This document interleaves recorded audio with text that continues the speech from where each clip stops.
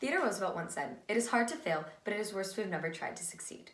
To me, this quote reminds me that even if I am unsure of the result, I must try. Many challenges I face in life and school includes writing. I find it difficult to begin, and I find it hard to know where to start. But, as this quote clearly states, it is worse to have never tried than to fail. School has helped me become a more confident writer and has also helped me improve my educational career.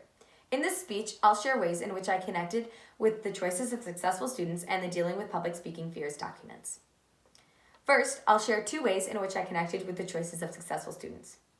The first way I connected was noticing my similarities and differences to those of successful students. While I employ interdependence and ask for help when needed, I often catch me doubting myself.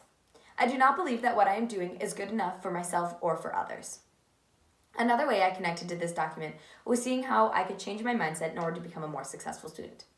I can continue to plan, however, I can work on not giving in to my anxiety about possible failure.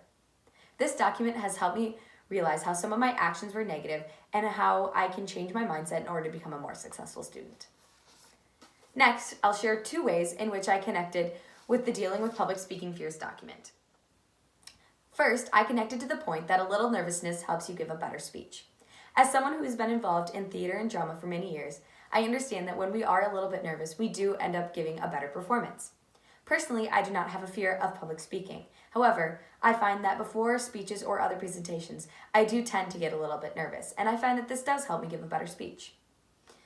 Another point that I connected to was avoid anxiety by completely writing out your speech and then memorizing it word for word.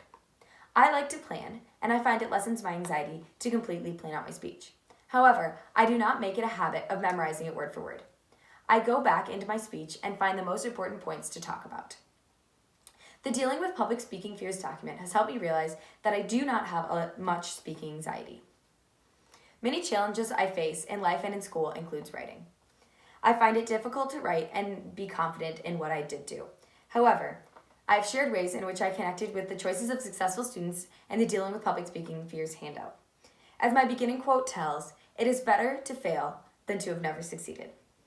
I can use this in my educational career as a push to try my hardest, even when I am unsure of what the result may be.